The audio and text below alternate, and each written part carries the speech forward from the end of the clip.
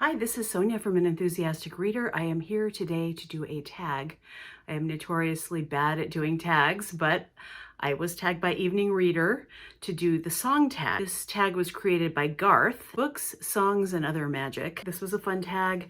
I think it's safe to say, I haven't watched anyone do these tags because I did not want to be influenced, but I think it's safe to say that this tag, all the answers to these 8 questions could change on any given day. These are just the ones that came to mind on the prompt. I quickly wrote down some answers and just know that I have many songs that could fit into any of these answers. The first question is, name a song that always makes you happy. And for this one, I picked kind of an obscure older song from the 90s called Kate by Ben Folds 5. Comes off of the album Whatever and Ever Amen. And I was really into Ben Folds 5 for a while in the 90s, but at the time I really liked the album and I still will listen to it every once in a while. And whenever that song comes on, it just fills you with this like kind of exuberance because it's silly and the piano is very prominent at the beginning and it just has a very upbeat and uplifting message to it. Name a song that is a great fit when you're in a pensive mood. There are so many answers that I could give to this question, but one song that I always love very much is How Can You Mend a Broken Heart by the Bee Gees. I am very nostalgically attached to the Bee Gees, any music that came out of the late 70s or the early 80s.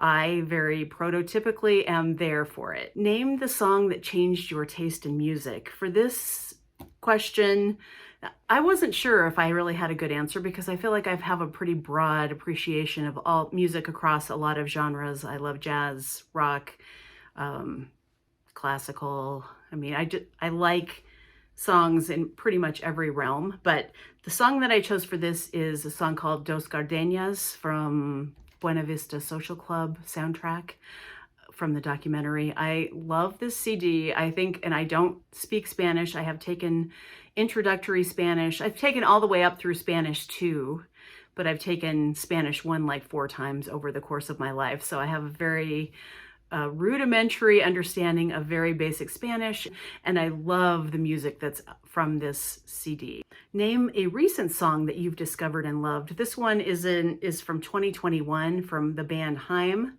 and it's called Los Angeles, and it's kind of a dreamy song about the singer's love for the city, or the narrator of the song's love for the city of Los Angeles. I just like the whole vibe of this song, and I'm not exposed to that much new music. I really have to seek it out. But at the end of the year, when all of the best of albums come out at the end of every year, I do try to do a sampling of songs from those lists just to feel like I'm at least understanding or hearing some new relevant music to the times.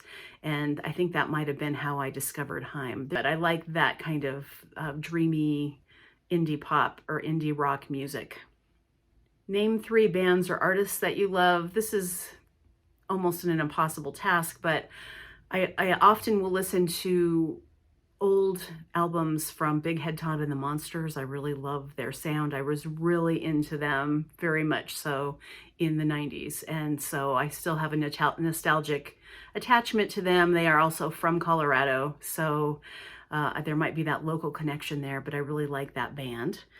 I love old Johnny Cash, or really any Johnny Cash. I really enjoy that old country music, or that, his style. And when he started doing all those cover CDs at the end of his life and career, I loved those too. I just think he had such a haunting kind of apocryphal voice. Apocalyptic. I just love his vibe, and I just think he's, he was so consistently talented throughout his career. I also really like Emmylou Harris and listen to a lot of her old stuff. And then, probably 10 or 15 years ago, she came out with an album with Rodney Crowell called Old Yellow Moon, and I absolutely love that album. So she has just her voice has aged so well over the years. I love her very much. And there are, all kinds of different bands that I could mention here, but those are just 3 artists that I thought of off the top of my head. What instrument would you like to be able to play? I would love it if I would have learned the acoustic guitar. That I love that kind of music. And I love that kind of music, but I feel like it's too late. And name a novel with music at the center of its narrative. And for this, I'm choosing Accordion Crimes by Annie Proulx. This is an old novel of hers that is fascinating, and it's all about music of all different kinds, like folk type music that was originated by different immigrant groups that came to Canada and the United States. And so it's based on this one accordion, and it's built, I think, in Italy.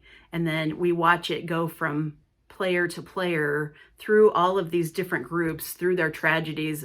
A lot of it is extremely funny and tragic as well, but just it has that Annie Proulx energy, kind of frenetic energy, and explaining, you kind of feel like what the music sounded like just by reading her descriptions. I love that book.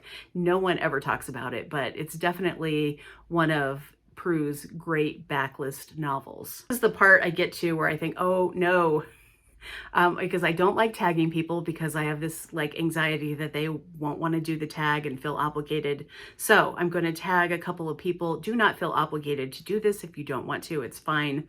But I feel like I should tag Alan from Big Hard Books and Classics, because he has tagged me in so many videos that I didn't do, and he's been very nice about it. So hi, Alan. I'd like to tag Lindy at Lindy's Magpie Reads, and Brian from Bookish. And again, if you think this sounds like a fun tag, you should do it. And if you don't, no obligation. And so that's all I have for today. Thank you for watching, and I will see you in the next video. Bye.